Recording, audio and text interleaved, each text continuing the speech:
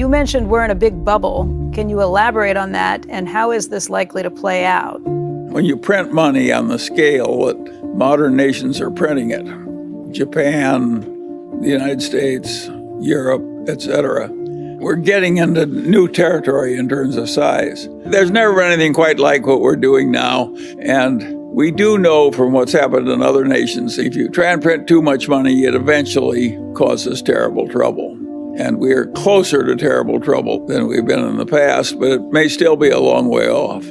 I certainly hope so. When Volcker, after the 70s, took the prime rate to 20% and the government was paying 15% on its government bonds, that was a horrible recession. Lasted a long time, caused a lot of agony. I certainly hope we're not going there again. I think the conditions that allowed Volcker to do that without an interference from the politicians were very unusual. And I think in 2020 hindsight, it was a good thing that he did it. I would not predict that our modern politicians will be as willing to permit a new Volcker to get that tough with the economy and bring on that kind of a recession. So I think the new troubles are likely to be different from the old troubles. You may wish you had a Volcker-style recession instead of what you're going to get. The troubles that come to us could be worse than what Volcker was dealing with and harder to fix. Think of all the Latin American countries that print too much money. They get strongmen and so forth. That's what Plato said happened in the early Greek city-state democracies. One person, one vote, a lot of equality, and you get demagogues, and the demagogues lather up the population, and pretty soon you don't have your democracy anymore. I don't think that was a crazy idea on Plato's part. I think that accurately described what happened in Greece way back then, and it's happened again and again and again in Latin America. We don't want to go there. At least I don't. We've done something pretty extreme, and we don't know how bad the troubles will be, or whether we're going to be like Japan or something a lot worse. And what makes life interesting is we don't know how it's going to work out. I think we do know we're flirting with serious trouble. I think we also know that some of our earlier fears were overblown. Japan is still existing as a civilized nation, in spite of unbelievable excess by all former standards in terms of money printing. Think of how seductive it is. You have a bunch of interest-bearing debts, and you pay them off with checking accounts, which you're no longer paying interest. Think of how seductive that is for a bunch of legislators. You get rid of the interest payments and the money supply goes up. It seems like heaven. And of course, when things get that seductive, they're likely to be overused. If you stop to think about it, my way in life was not predicting little short-term differences between the Russell index and the Standard & Poor's index. I don't have any opinion about which index is better at any given time. I never even think about it. I'm always just looking for something that's good enough to put Munger money in.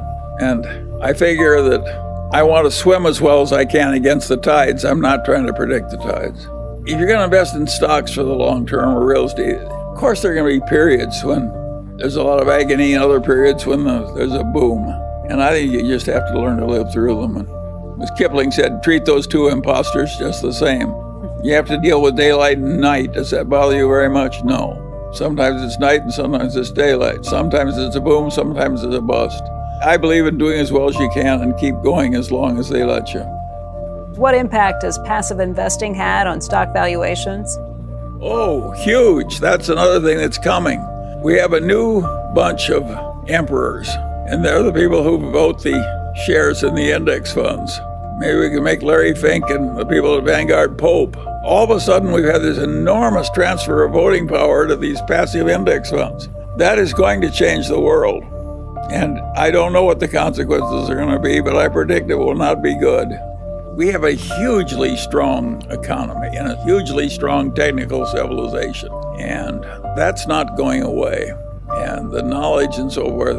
And you can't believe what a modern factory looks like when you fill it with robots.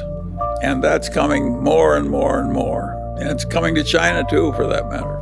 And so those trends are inevitable. And I think it does create adjustment problems. If you have a fine unionized job and they replace you with a robot, you've got a difficult problem. If you've got a company like Kodak and they invent something new that obsoletes your product, you have a problem too, and you solve that by dying.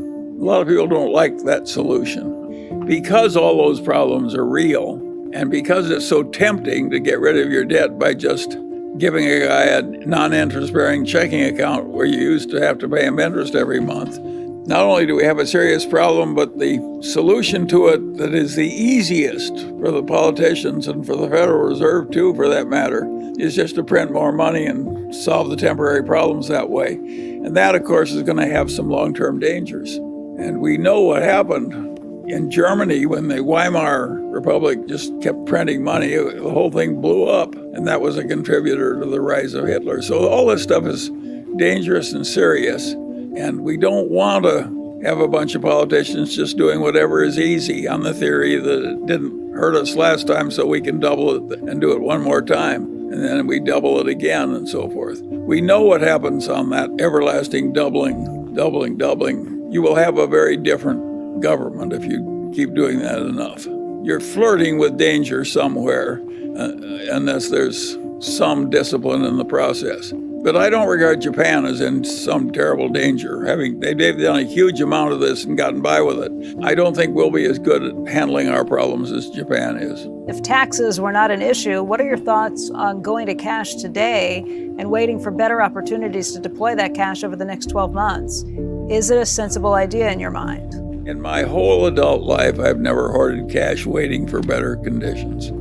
I've just invested in the best thing I could find, and I don't think I'm going to change now.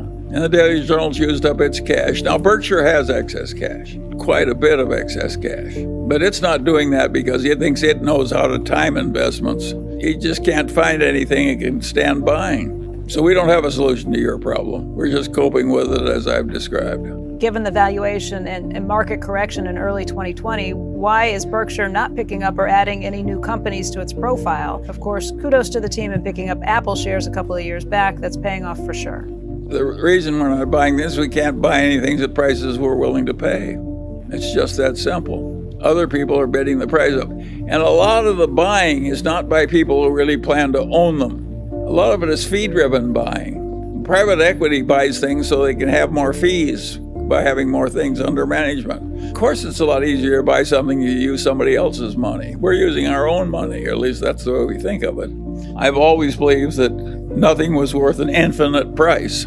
Even an admirable place like Costco could get to a price where you would say that's too high. But I would argue that if I were investing money for some sovereign wealth fund or some pension fund, in a 30, 40, 50-year time horizon, I would buy Costco at the current price. I think it's that strong an enterprise and that admirable a place. By the way, it's not a tragedy that Berkshire has some surplus money they're not investing. We look more responsible with the extra wealth, and we are more responsible with the extra wealth. The shareholders who are worried about the future because it looks complicated and difficult and they're hazard, I want to say to them what my old torts professor said to me, Charlie. He'd say, Charlie, tell me what your problem is and I'll try and make it more difficult for you. And he did me a favor by treating me that way. And I'm just repeating his favor to you. When you're thinking the thoughts you're doing, at least you're thinking in the right direction.